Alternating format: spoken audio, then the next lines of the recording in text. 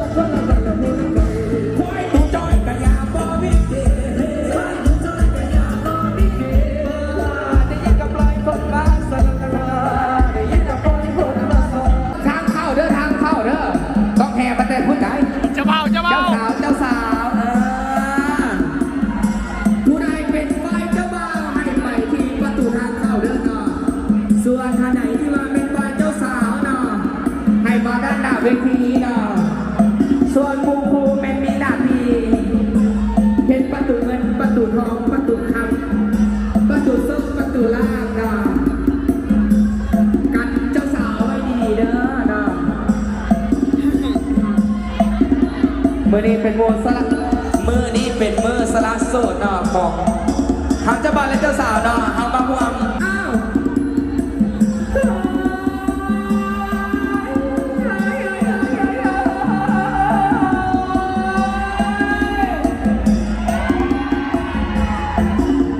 เจ้าบ่าวมาแล้วเจ้าบ่าวมาแล้ว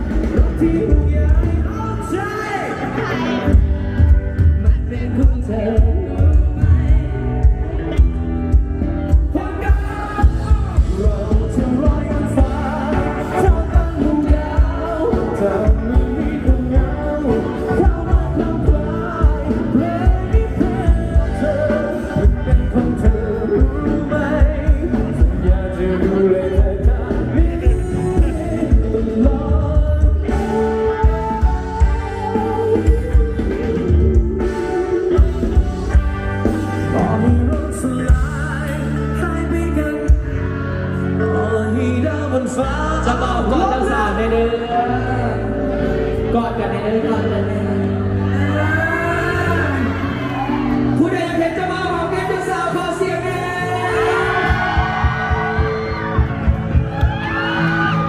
บ้านนี้นับแต่นี้เพิ่งก็ได้เป็นแฟนกันแล้วแน่นอนพอต้องได้ใส่เข้ามาคือว่าเมียนะซึ่งมาบัญญัติเข้าหอนี่ตอนเพื่อนเห็นอย่างกันนี่เขาก็เห็นได้ดิ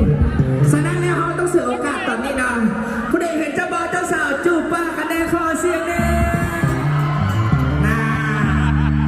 เจ้าบ่าวเจ้าสาวอันนี้ของแก้มมันเบสิกแล้วนะเขาเห็นทั่วไปแล้วเป็นบอลเมนบอลเบสิกแล้วเขาได้หลายกว่านั้นนะอันนี้เนี่ยเจ้าภาพบีนมาเลยกระเพาะตัวโม่เลยอาจุบปากกันเลยจะดึงแม่ให้ทางสภาพมาได้เก็บภาพมาให้ลูกให้หลานเรื่องเนื้ออันนี้มันต้องอายจะเด็กกับเมียเขาแล้วมาสิจัดเจนให้ก๊อกถ่ายรูปให้เจ้าเบิร์ด